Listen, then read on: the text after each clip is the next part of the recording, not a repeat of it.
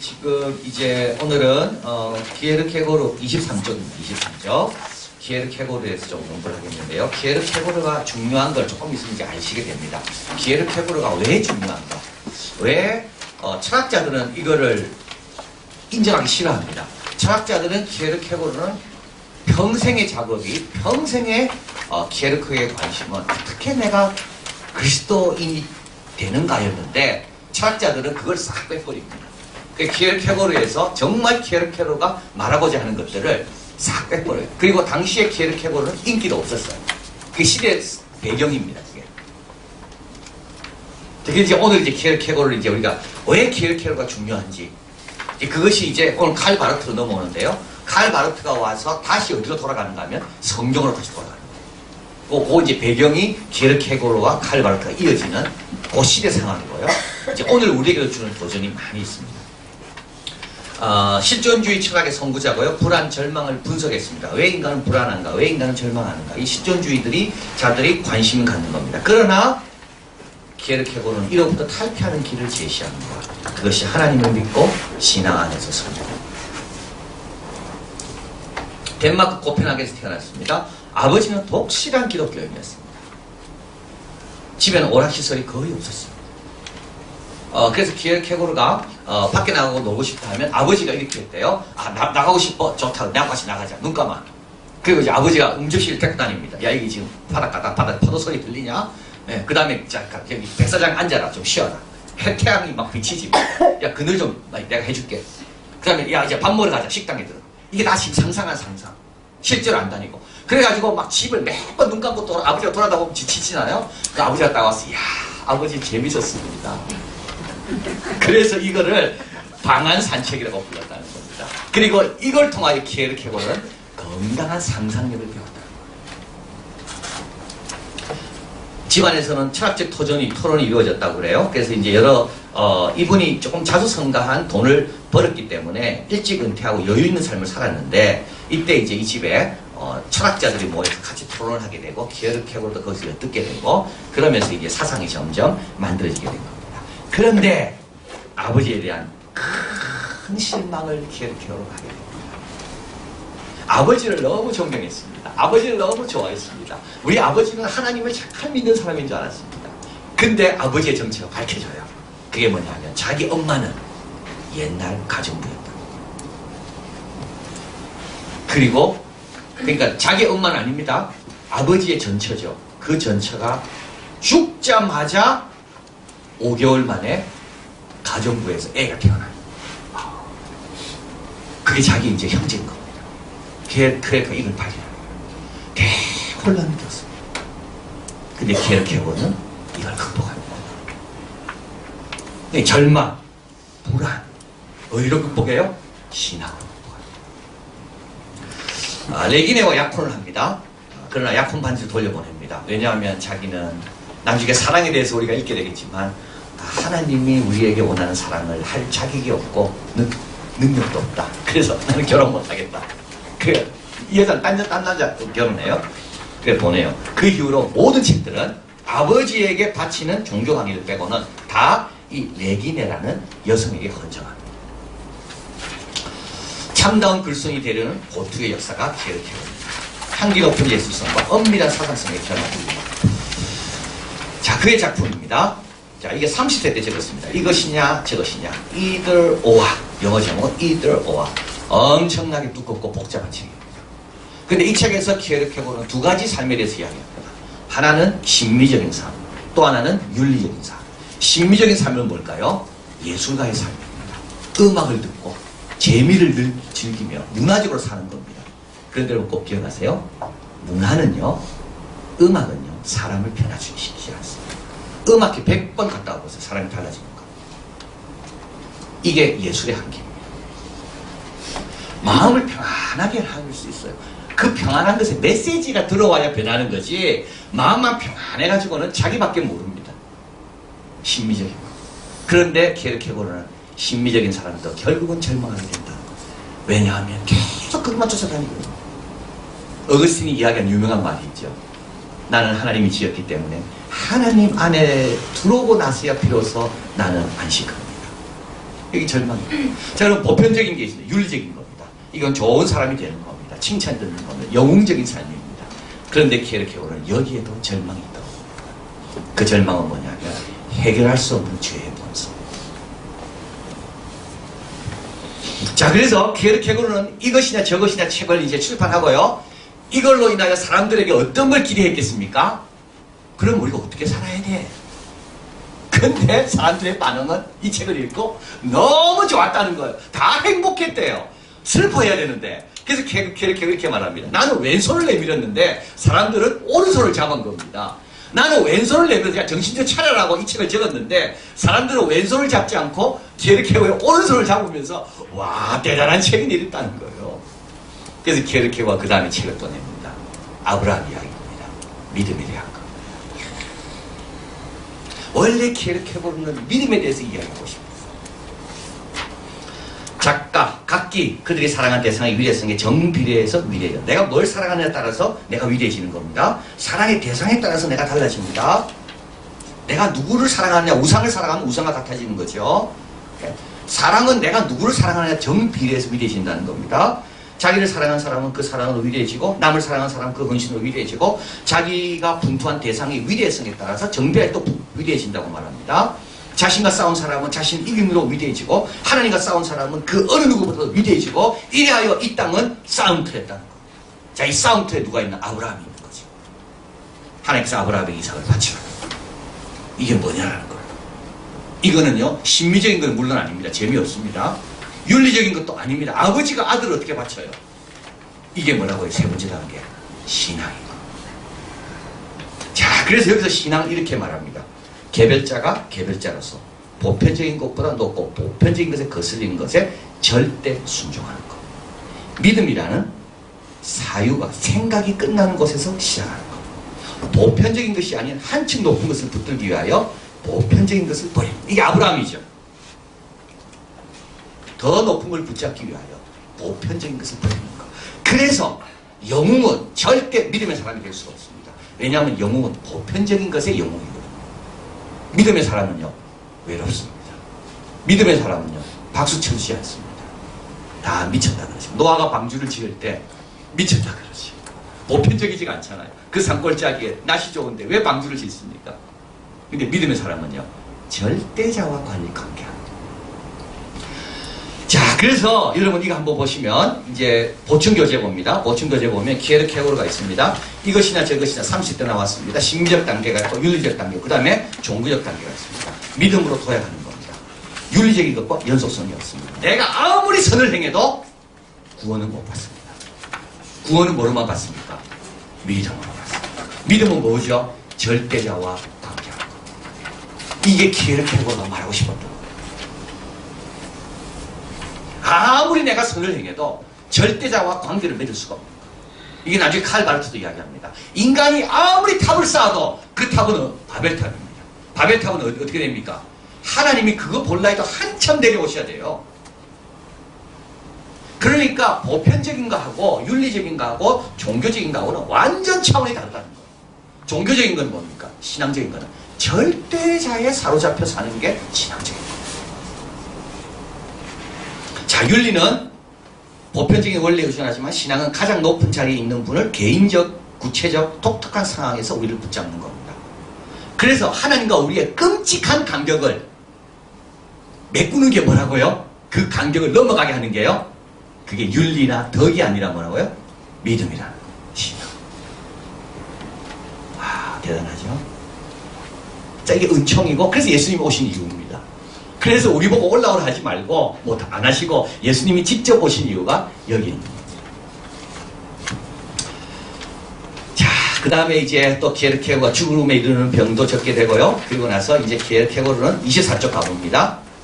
1855년 11월 11일 자기에게 사명을 하나님께 감사드리며 그리스도 안에서 하나님의 은총을 굳게 믿고 자기가 죽어도 자기의 뜻을 이어줄 사람이 나올 것을 믿으며 평화를 간직한 지 폭탄을 터뜨려 주위를 불태울 것이라는 말을 남기고 숨을 거둡니다. 왜 이 말을 했을까요? 이것이냐 저것 빼고는 아무도 케르케고르의 사상에 주목하지 않고 아무도 관심이 없어요. 믿음에 관심이 없어요. 벌써 시대가 그렇게 바뀐 겁니다. 그러나 게르케고르는 편안하게 죽으면서 죽어도 자기 뜻을 이어줄 사람이 나올 것을 믿으며 언젠가 폭탄이 터뜨려질 것을 확신하며 주님께로 갔습니다. 그 폭탄을 누가 터뜨리는가 하면 독일의 유명한 스위스 신학자 칼 바르트입니다. 그래서 이제 옵니다. 그 다음 페이지가 보겠습니다. 여러분 27쪽에 가봅니다. 자, 이제는 시대가 바뀌었습니다. 그러니까 게르케고르가 그런 말도 인기가 없어요.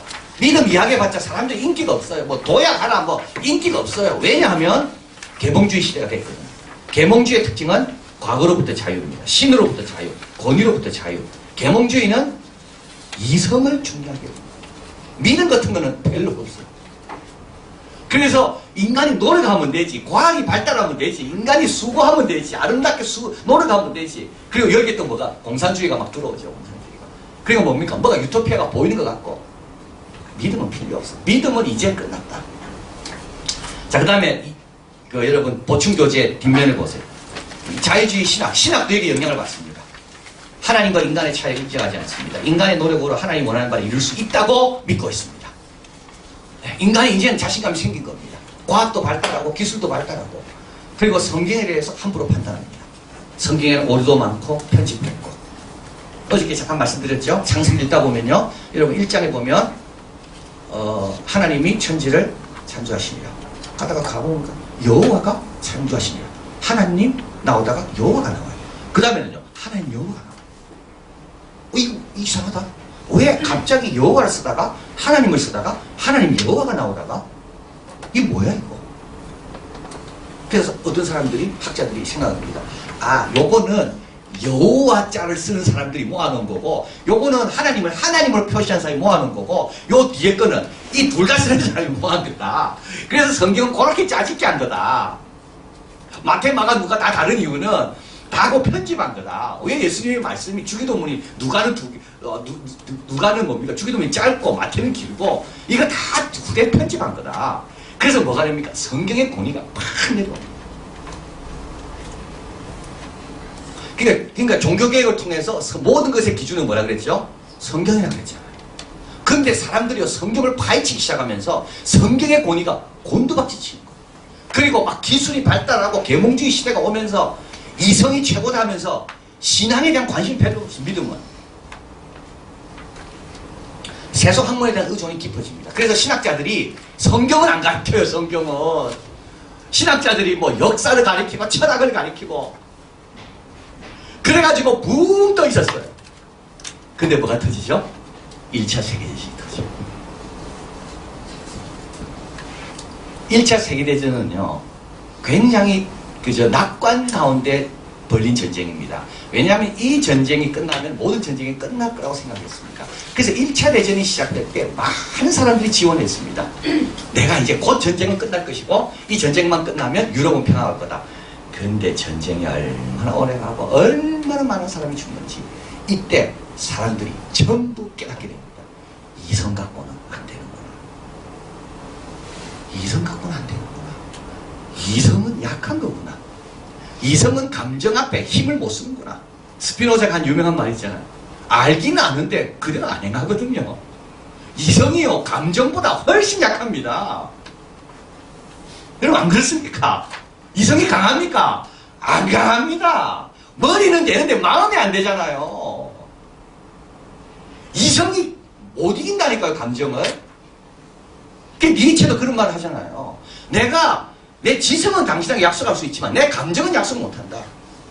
감정은 개솔린에 불을 붙이는 것 같다 그랬습니다. 어느 순간 폭발하면요, 아무것도 안 돼, 아무것도 안 돼. 그런데 인간은 이성을 믿은 거예요. 그리고 하나님을 판단한 거죠. 어거스틴이 판단하지 마라 그랬잖아요. 하나님의 말씀으로 판단하라 그랬지 너는 하나님을 판단하지 마라 그랬거든요. 그런데 그 성경 조금 뭐 그런 거 가지고 막 함부로 이야기한 거예요. 거기에 뭐가 1차 대전이 꽉 터진 거예요. 자, 그 다음 넘어갑니다. 칼 바르트입니다. 글쓰기를 좋아하는 바르트입니다. 28쪽입니다. 다른 사람들에게 포도주병이 위험하다면 바르트가 하는 사람에게 잉크병이 위험하다는 말까지 생각합니다. 제네바로 부목살이라고 자기 아버지도 목사님이었습니다. 자페빌에 있는 목사로 부임해서 10년 동안 목회를 합니다. 1차 대전이 일어났습니다. 자기에게 신학을 가르쳤던, 역사를 가르치고 철학을 가르쳤던, 이성을 강조하고 계몽주의를 강조했던 수많은 신학자들이 빌레름 카이저의 전쟁 선포에 모두가 동의하고 비겁하게 동조하는 걸 보면서 굉장한 실망을 하게 됩니다. 그리고 이렇게 이야기합니다. 우리가 이렇게 나약하나? 또 한 가지, 우리가 이렇게 비현실적으로 세상을 알았나? 그러고 나서 그가 어디로 돌아갔을까요? 성경으로 돌아간 겁니다. 성경을 읽자. 성경을 읽자. 사람의 말에 귀를 기울이는 게 아니라, 변하는 학문에 귀를 기울이는 게 아니라, 하나님 말씀은 뭐라 말하는지 하나님 말씀을 읽자. 그래가지고 어떻게 되나요? 로마서를 적기 시작합니다. 자기 생각이 바뀐 걸 표현하기 위하여 로마서를 적기 시작합니다. 이 책이 나왔습니다. 이 책이 나오니까 사람들의 반응이 좋았겠습니까? 기분 나쁩니다. 왜냐하면 이 책은요, 이 책의 주제는 그겁니다. 하나님을 하나님께 하라. 하나님을 하나님께 하라. 이 말은 뭐죠? 예를 들면 에서는 미워하고 야곱은 사랑하잖아, 하나님이. 그 로마서에 나와 있습니다. 근데 많은 이 새로운 그 자유주의 신학자들은요, 이 말도 안 된다 이게. 근데 칼 바르트는 뭐라 말합니까? 야, 그게 하나님이다. 그것도 못하면 그분은 하나님이 아니다. 대단하죠. 그게 터툴리안이 하는 말과 똑같습니다. 나는 모순되기 때문에 어떻게 해요? 오히려 더 믿는다는 겁니다. 모순이 있다는 말은 사실이기 때문에 있는 거니까. 칼 바르트는 당신들의 의, 여기 적어드렸죠. 31조. 인간의 의는 시간 안에 있는 하나의 권리로 언제든지 금방 변한다. 인간의 의가 얼마나 천박한지 아냐. 인간의 의는 하나의 권리로 욕으로 변한다. 인간적인 의는 조금 높은 거 가지고 그래 대단하다고 생각한다. 아무것도 아닌데, 인간적인 의는 가시적이고 시간적인 것을 붙잡음으로 불가시적이고 영원한 것을 놓친다. 인간적인 의는 믿음을 마치 하나의 인간적인 업적인 양 내세움으로 말미암아 하나님의 역사에 침묵하게 한다. 인간의 의는 하나의 불경이요 불이다. 와, 이렇게 막 확 쏘아붙이는 겁니다, 로마서에서. 그래서 우리에게 필요한 게 인간의 의가 아니라 사도 바울이 이야기한 뭐죠? 하나님의 의지요. 하나님의 의롭다 하시는 겁니다. 근데 그거는 뭐를 얻는다고요? 믿음으로. 자, 이 책을 칼바르트가 냅니다. 내고 나니까 독일에서는 다 싫어했습니다. 그런데 미국 장로교에서 너무 좋은 거예요. 왜냐하면 성경을 주석한 거니까. 그래서 미국 장로교가 돈을 내서 괴팅겐 대학에 교수 자리를 마련해 줍니다. 그래서 칼바르트가 괴팅겐 대학 가요. 가가지고 이제 뭘 가르쳤겠어요? 에베소 주석, 뭐 로마서 주석, 성경 인기가 하나도 없어요. 아직도 정신이 못 차린 거죠. 칼바르트는 이제 거기서 교회학을 적기 시작합니다. 자, 여기에서 이제 로마서 주석이 마치 이렇습니다. 로마서 주석은요, 너희들의 노력은 인간의 의와 모든 노력은 바벨탑과 같다. 그래서 바벨탑이 아주 중요합니다. 바벨탑은요, 너무나도 좋은 비유입니다. 인간의 노력을 절대 그거 가지고는 하나님께 도달할 수가 없다는 거예요. 그래서 이 로마서를 통해서 자유주의 신학자들이 놀이터에다가 폭탄을 터뜨린 겁니다. 그러난 다음에 이 폭탄이 터져서 산산조각 났을 거 아니에요? 이걸 다시 이제 세우는 겁니다. 이거 세우는 작업이 뭐냐면 교회학이다. 자, 이 교회학을 강의를 하면서 칼바르트는 이렇게 이야기합니다. 어떻게 내가 하나님에 대해서 다 이야기할 수 있습니까? 그래서 우리는 하나님에 대해서 말하는 것만 갖고 안 되고 우리는 기도하고 찬양해야 됩니다. 그러면서 강의를 7시에 시작하는데요. 강의하기 전에 찬양하고 기도하고 강의하고 그거를 정리하고. 그런데 칼바르트가 이걸 가르칠 때 히틀러가 정권을 잡게 되고 모든 교수들은 히틀러 인사를 하고 수업을 진행해야 됩니다. 그런데요, 칼바르트는요, 진짜 멋있는 말을 하죠. 뭐라 말합니까? 여기 29쪽에 한번 가보시겠습니다. 1934년 교수직 박탈 그 위에요.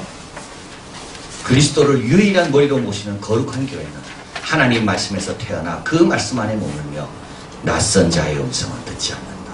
칼바르트는 그걸 거부합니다. 그래서 1934년 교수직이 박탈당하고 그의 강의는 없어지게 됩니다. 학생들이 딱 학교 수업 들어왔는데 보니까 강의가 없어졌어. 알았어. 이제 칼바르트는 쫓겨났구나. 그리고 칼바르트 집으로 가서 칼바르트가 수업 시간에 불렀던 찬송을 불러줍니다. 그리고 칼바르트는 바젤로 가게 됩니다. 바젤 대학에서 이제 가르치게 됩니다. 바젤 대학 한번 보실래요? 너무 힘들죠? 계속 닦다가 괜찮아요? 바젤 대학. 이게 바젤이. 저 앞에 있는 게 접니다. 제가 1988년도에 그때 바젤 대학을 갔었습니다. 그때 저하고 같이 갔던, 저는 그때 신대원 학생이었고요. 그때 우리 저하고 같이 있던 감신 교수님이 계셨는데, 그분이 저는 막 하나도 몰랐고요. 저보고 바젤을 가야 되는데 바르트가 가르쳤다. 뭐 저는 잘 몰랐죠. 그래서 이제 그분 따라서 이게 간 겁니다. 88년도에. 그래 갔는데 그 대학에 제가 태어나서 처음으로, 요때 88년도는 해외도 나왔을 때고 처음으로 해외 나왔고 국제선을 처음 탔고, 그리고 유서 깊은 서양 대학이 어떤 건지 서구 대학을 처음 방문한 겁니다. 바르트가 있는 이 바젤 대학이요. 근데 이 대학에 딱 들어가니까 대리석에서 그 역사가 쭉 나오는데, 처음에는 이 대학을 뭐로 시작했는가 하면 철학, 법학, 신학, 의학 네 가지 거가 다. 그때 제가 막 감동이 막 몰려오는 거예요. 내가 이 대학은 내가 다음에 꼭 한 번 더 온다. 그래 저번에 안식 올 때 그때 우리 애들하고 같이 간 거예요. 근데 눈이 엄청나게 많이 와가지고.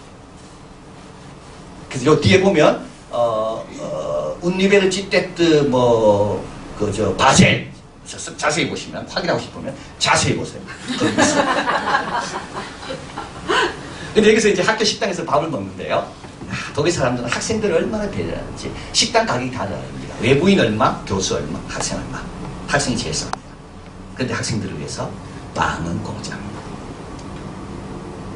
빵은 누구랑 먹어야 되기 때문에 빵만 먹으면 됩니다. 하이델베르그 가니까 하이델베르그는 첫 번째 빵은 돈 내고 나머지 빵은 공짜더라고요. 이렇게 학생들을 배려를 독일이 많이 해요.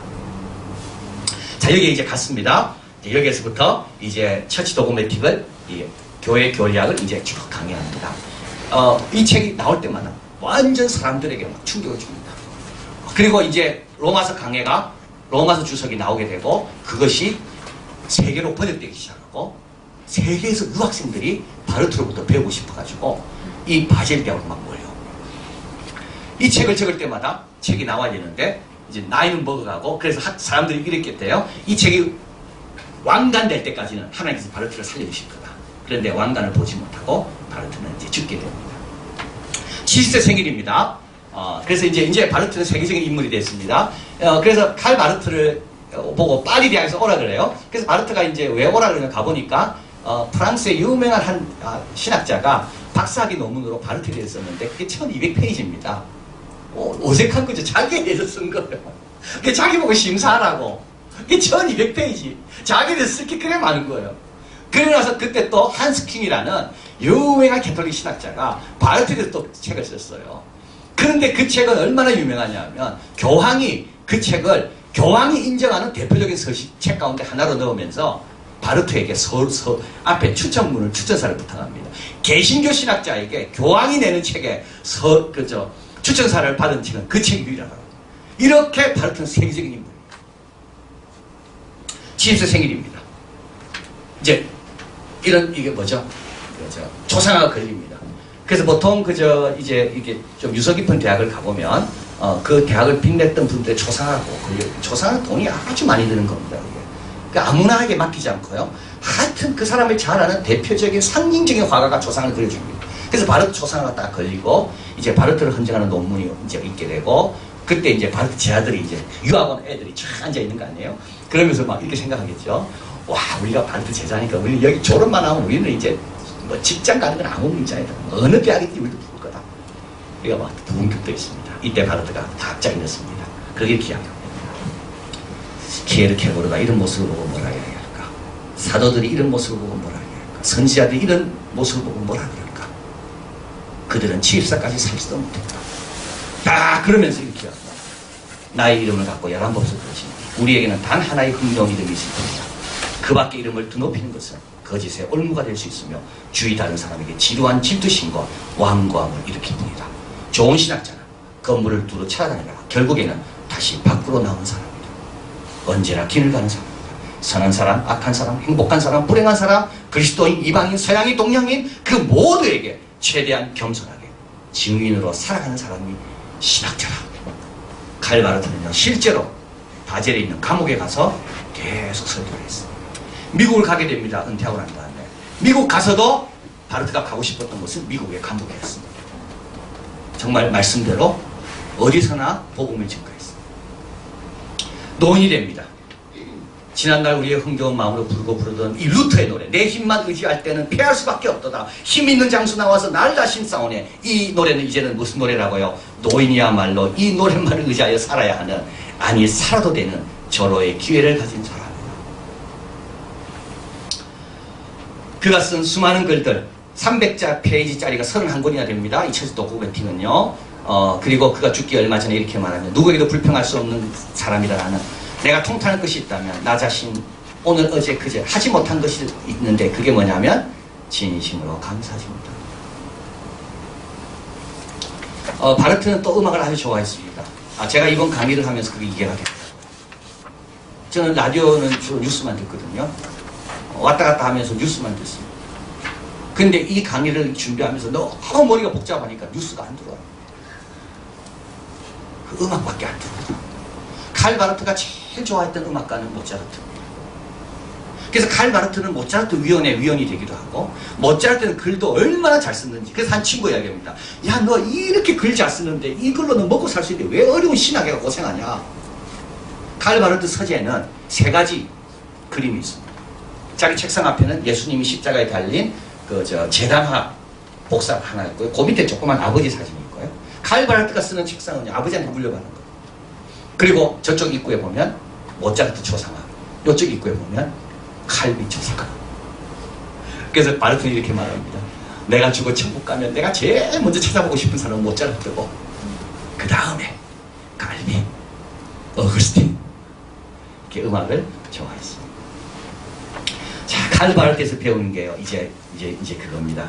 여러분 어디로 가냐면 오늘 보충 교재에 가고 있습니다. 보충 교재. 뒤에 보면 하나님의 말씀입니다. 자, 보십시오. 하나님을 어떻게 만날 수 있을까요? 시간과 영혼의 큰 간격에 있는, 이 간격을 뚫고 오신 분이 누구죠? 예수 그리스도입니다.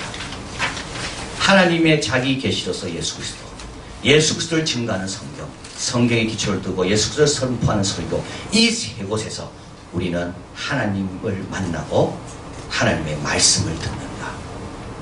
얼마나 성경이 중요한지 모릅니다. 그리고 그 성경은 누가 중심입니까? 예수 그리스도입니다. 설교는요, 성경에 근거한 거입니다. 이게 종교개혁 아닙니까? 이게 종교개혁이거든요. 성경의 공의가 다시 어디로 옵니까? 중심으로 딱 옵니다. 하나님과 우리가 이 간격을 메울 수 있는 것은 키에르케고르에 의하면 믿음밖에 없다고 해요. 하나님 말씀에 대한 믿음. 그래서 키에르케고르는 죽으면서 누군가 폭탄을 던질 거라 그랬는데, 누가 그 폭탄을 던졌는가 하면 바로 이 칼 바르트가 던집니다. 자, 그러면서 이랍니다. 모든 신학은 말씀에 의해서 판가름난다. 신학자는, 너무나도 멋진 말입니다, 신학자는 답을 알아내는 사람이 아니라 주어진 답에 익숙해지는 사람일 뿐이다. 우리는 이제는 그만 찾아야 돼요. 터틀리아는 그만 찾으라 그랬잖아요. 계속 두드리는 사람을 내가 도저히 견딜 수가 없다. 이미 문은 열렸고 이미 주님은 다 드러났는데 아직까지도 방황하고 있냐. 칼바르 똑같은 말입니다. 우리는 답을 찾는 사람이 아니에요. 이제. 우리는 뭡니까? 답에 익숙해져야 되는 거예요. 이게 묵상 아닙니까? 그 본문을 계속 묵상하고 여기도 적용해보고 저기도 적용해보고, 그가 바라봐야 할 것은 성경 외에는 아무것도 없다. 신학자의 자리는 하나님의 말씀 아래. 그래서 말씀을 판단할 입장이 있지 않다. 우리는 말씀에 의하여 판단받을 뿐이다. 이게 누구의 말이죠? 어거스틴 아닙니까? 아니, 동물이 어떻게 주인을 판단해? 주인이 동물을 판단하는 거지. 어떻게 우리가 하나님을 판단합니까? 하나님이 우리를 판단하는 거지. 나무가 어떻게 동물을 판단합니까? 동물이 나무를 판단하는 거지. 어느 누구도 판단할 자리에 있지 않고 우리는 판단받아야 되고 또 하나님의 진리와 지혜로 세상을 판단하는 거예요. 우리가 돌아갈 곳은 어디라고요? 성경이라고요. 이 성경은 누굴 증거합니까? 예수 그리스도를. 예수 그리스도 어떻게 받아들입니까? 믿음으로.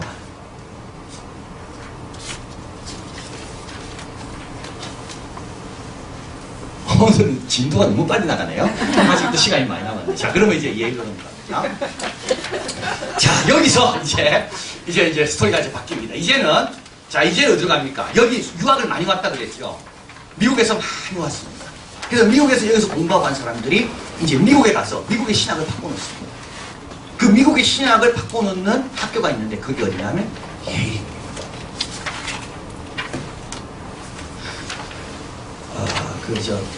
슌페트라고요. 오스트리아에서 경제학자면서 오스트리아에서 재무장관도 지냈습니다. 이 사람은 독일에서 공부를 했습니다. 그러다가 캠브리지를 갑니다. 깜짝 놀라. 우와, 섬나라 무시했는데 우와, 캠브리지가 이렇게까지 학문학이 좋게 갖춰져 있구나. 그래서 가르칩니다. 그러다가 이제 하버드로 오게 돼요. 하버드 더 놀래. 우와, 이건 뭐 미국이 아마 한국 와서 더 놀랐을 거예요. 왜냐하면 한국은 짧은 시간 내에 미국도 200년 역사밖에 안 됐는데 깜짝 놀란 거예요. 여러분 놀라게 해드리겠습니다. 예일대학 한 가보겠습니다. 예일대학 중앙도서 멋있죠?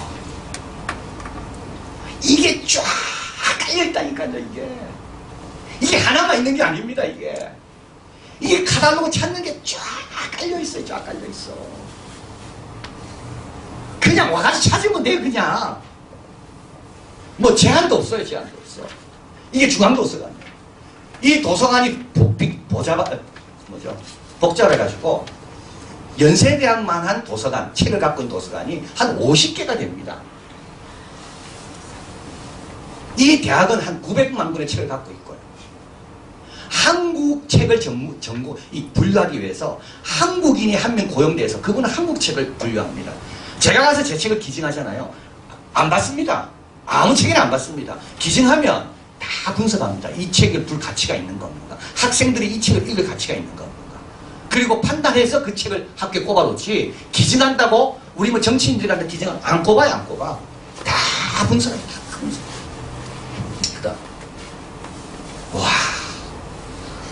여기가 교수 후계실이 아닙니다. 아이들이 와서 책 읽는 데입니다. 공부가 절로돼. 공부가 절로돼. 그죠? 자, 앉아가지고. 근데 이거는 일부분이고 일부분이에요. 쫙, 저 가죽,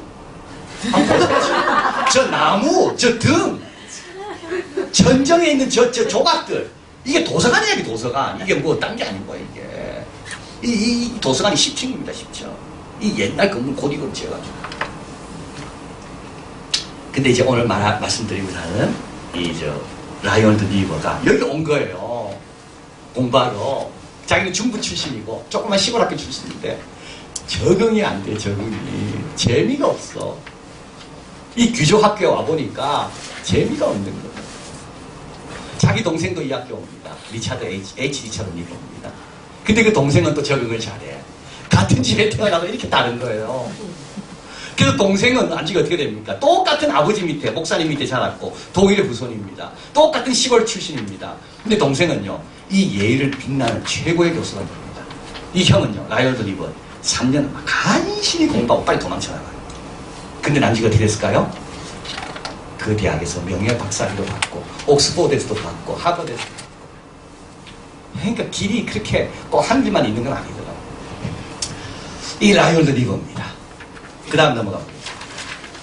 이게 이제 예일대학 신학교입니다.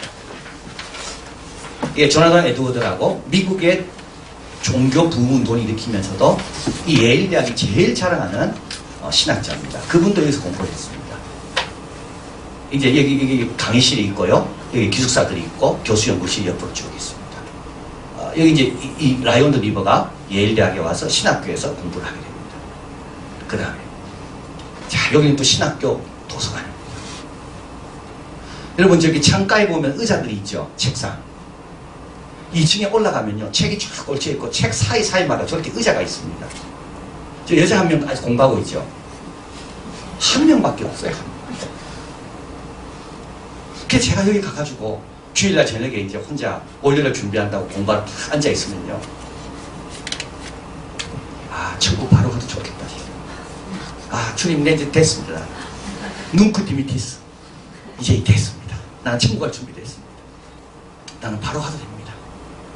우리 뭐 애들이나 우리 뭐 집사람 들으면 섭섭하겠지만 너무 한 거예요. 라이올드 리버가 여기서 온 거야. 동생도 온 거야. 근데 행복하지 않았어. 근데 바르트 영향을 받고 이 대학이 이제 미국에서 수많은 신학교 교수들을 이 출신들이 가서 성경 중심으로 돌아가라. 말씀 중심으로 돌아가라. 물론 우리가 생각하는 그런 건 조금 다르지만 그래도 역사와 비평과 편집과 이런 걸 다 떠나서 모든 성경은 하나님의 감동을. 물론 편집 과정도 있을 겁니다. 물론 구전 과정도 있을 거예요. 그러나 그 과정을 다 하나님께서 섭리하셔서 오늘 우리 손에 와 있다면 이 성경은 하나님의 무오한 말씀이다. 다 그렇게 된 겁니다. 자, 그리고 이제 리버가 이제 이렇게 여기서 하고 목회를 합니다. 그리고 나서 이제 이 라이온드 리버가 이제 목회를 하면서 어려움을 겪게 되고 이제 사회가 어려워지고 그렇게 되면서 이제 책을 적게 됩니다. 도덕적 인간과 비도덕적 사회, 아주 유명한 책입니다. 이것 때문에 우리의 개념이 바뀌었습니다. 어떻게 바뀌었는가 하면 도덕적 인간은 뭡니까? 개인적으로는 괜찮습니다. 근데 비도덕적 사회라는 건요, 모이면 달라지는 겁니다. 이거를 이 사람이 만든 겁니다. 개인으로는 일본과 사이 좋아요. 그런데 일단 뭐가 집단으로 딱 뭉치면 그때 어떻게 됩니까? 그 다음 적이 되는 거예요. 그렇죠. 집단 속에 들어가면 집단 이기주의에 의해서 확 바뀌는 겁니다. 다 적이야죠. 개인은요, 참 좋습니다. 개인끼리 만나면. 그래서 라이온드 리버가 이걸 도덕적 인간과 비도덕적 사회라고 얘기했어요. 이 책이 미국의 센세이션을 일으키게 되고 타임즈의 커버에도 나오게 되고, 그리고 이 사람은 미국을 대표하는 신학자, 미국의 지성인이 됩니다. 근데 이분이 강조한 게 뭘까요? 인간의 죄성입니다. 인간의 죄성. 자, 그리고 나서 이제 유니온 신학교에 갑니다. 뉴욕에 있는 유니온입니다. 여러분 혹시 뉴욕 가시면 그 로커펠러가 이제 지어준 큰 교회가당이 있습니다. 그리고 그 바로 붙어서 뉴욕 유니온 신학교가 있는데요. 그 유니온 신학교에서 이제 이 라이온드 리버가 이제 윤리학을 가르치게 됩니다. 이분은 학위가 없습니다. 그러니까요, 미국도요, 어떻게 보면 폐쇄적이에요. 이분 학위 없는 것 같고 얼마나 괴롭혔는지 몰라요. 하여튼 뭐 회의만 열리면 리버가 학위 없는데 막 그러는 거예요. 이렇게 유명한데도 학생이 그렇게 좋아하는데, 그래서 이 사람은 뭐 학위 때문에 예를 가서도 또 좀 이 생소한 그런 귀족적인 것 때문에 힘들었고 유니온에서 어려웠어요. 그러나 학생들이 얼마나 좋아했는지. 이분이 강의를 하면요, 학생들이 복도를 다닐 때 조용히 조금만 듣고 싶어가지고, 이분이 채플에서 설교하면 막 쫓아와. 꽉 차 있는 설교합니다. 저녁에 집에서 모입니다. 점에 모이면 또 같이 둘러 앉아가 같이 토론하고, 라이온드 리버는 어떤 생각을 할까? 다 궁금한 거예요. 그렇게 열심히 가르치고 이런 책을 적습니다. 인간의 본성과 운명, 뭐 이런 책을 적습니다. 그리고 나중에 병에 걸립니다. 병에 걸려서 이제 매사추세츠라는 다른 주에 가서 조용한 시골 마을에서 이제 부인과 함께 요양하면서 지냅니다. 이때 조그만 교회에 들어가요. 조그만 교회에 들어가서 리버가 한 기도가 우리가 알고 있는 유명한 기도입니다. 여기 적어드렸습니다. 한번 읽어볼까요? 하나님, 저에게 은혜를 주셔서 변할 수 없는 것은 존경으로 받아들이게 하시고, 용기를 주셔서 반드시 변해야 할 것은 변화시키게 하시고, 지혜를 주셔서 변화시켜야 하는 것과 받아들여야 하는 것을 구별할 줄 알게 하옵소서. 이게 리버의 노년의 기도. 하나님 은혜를 주셔서 변하지 않는 것은 그냥 받는 게 아닙니다. 뭐로? 존경. 아이들 안 변하죠? 이제부터 어떻게 해요? 존경으로 받으라는 겁니다. 언젠가 하나님의 뜻이 있을 거다. 그냥 억지로 받지 마세요. 원망하면서 받는 게 아닙니다. 어떻게 받으라고요? 존경하면서. 그래, 나는 이해가 안 되지만 너가 그래도 안 변하냐? 그럼 너 그거 갖고 뭐나 할 거다. 하나님 널 축복하실 거다. 존경으로 받으라는 거예요. 그리고 변화시킬 수 있는 거는 용기가 있어야 되는 거지, 이성이 아닙니다. 용기를 주셔서 변화시키게 하십니다. 그리고 지혜는 뭐가 지혜라고요? 변할 수 있는 것과 변화시킬 수 없는 것을 구분할 줄 아는 게 지혜입니다. 근데 이 사람이 누구라고요? 노동자를 위해 싸웠고 처음에는 막 공산주의에 빠졌다가 현실주의에 돌아온 겁니다. 공산주의도 다 상이다. 인간은 본성 자체가 타락됐다. 이런 아주 예리한 사람이 이 기도를 노년에 병이 걸려가지고 딱 기도를 한 겁니다. 그의 장례식입니다. 그의 장례식에서 그가 쓴 마지막 이 작품인데요. 이 작품이 이 책의 마지막 결론입니다. 그는 빛의 자녀들과 어둠의 자식들, 데살로니가에 나오잖아요. 데살로니가 전서니까 그게 빛의 자녀들과 어둠의 자식들이 싸우는데 마지막은 어떻게 될까? 이 책의 결론입니다. 신앙의 관점에서는 모든 역사적인 단편들의 업적들이 다 의미가 있다. 그리고 그 역사적인 사건들은 우리보다 훨씬 많은 힘을 가진 하나님의 손에서 온전하게 될 것이다. 그분의 희생적인 사랑은 인간의 잘못을 넘어 역사할 것이다. 그리고 그분의 완성은 우리의 노력을 부정하지는 않을 것이다. 와, 참. 완성은 누가 하신다고요? 그분이 하시는 겁니다. 그러나 그분은요, 우리의 수고한 것들을 부정하지는 않습니다. 이 끝나요. 이 장례식에 이분을 추도하면서 이분이 쓴 글을 낭독되는데 이 글이 낭독된 겁니다. 이분이 단편들, 작은 업적들, 그런 것들은 다 의미가 있다. 언젠가 주님께서 완성하실 것이고, 그러나 그 희생과 수고는 주님께서 헛되게 하지 않을 겁니다. 자, 그래서 여기까지 온 겁니다. 이제 결론입니다. 케르케고르의 공포와 전율의 결론 부분입니다. 인간의 최고의 정리를 믿음이라고 했습니다. 음악 아닙니다. 예술 아닙니다. 윤리적인 것도 좋습니다. 영웅주의. 그러나 그것도 아닙니다. 왜냐하면 절대자와 만나려면 그 믿음밖에 없습니다. 그래서 이 땅을 살아가는 우리에게 최고의 바벨탑의 높이에서 하나님까지 점핑하게 하는 게 뭐라고요? 그게 믿음이라는 거예요. 이 점에서 어떤 세대도 앞선 세대보다 다른 출발점에서 시작하는 일은 없다. 우리 모두가 다 어떻게 됩니까? 아브라함이 섰던 자리, 똑같은 고민. 또 누구죠? 조한 칼빈이 섰던 자리, 똑같은 고민. 내가 100번이나 십자가를 져도 다시 지내보러 가지 않는다. 그러나 내가 내 삶의 주인이 내가 아닌 줄 내가 알기 때문에 내가 즉시 재물을 드리는 심정으로 전심으로 우리도 똑같은 자리에 서는 거. 모니카가 섰던 그 답답한 자리, 그치? 아들을 쳐다보며 아들을 위해 눈물 넣기도 했던 모니카가 섰던 그 동일한 자리, 우리 모두가 다 동일한 자리에서 다 있는 겁니다. 아브라함의 믿음을 더 나간 사람은 없습니다. 그러나 그런 사람에게도 인생은 충분한 과제를 줍니다. 그 과제를 성실하게 살아간다면 최고의 것을 이해하고 파악한 사람들의 생애와는 우리가 지금 쭉 살펴본 사람들입니다. 비교가 되지 않지만 우리의 생애도 역시 헛되지 않게 될 것입니다. 우리에게 주어진 과제를 뭐를 기초로? 말씀을 기초로. 뭐 어떻게? 믿음으로. 순종하고. 그러면 우리도 우리의 생애는 참으로 빛나게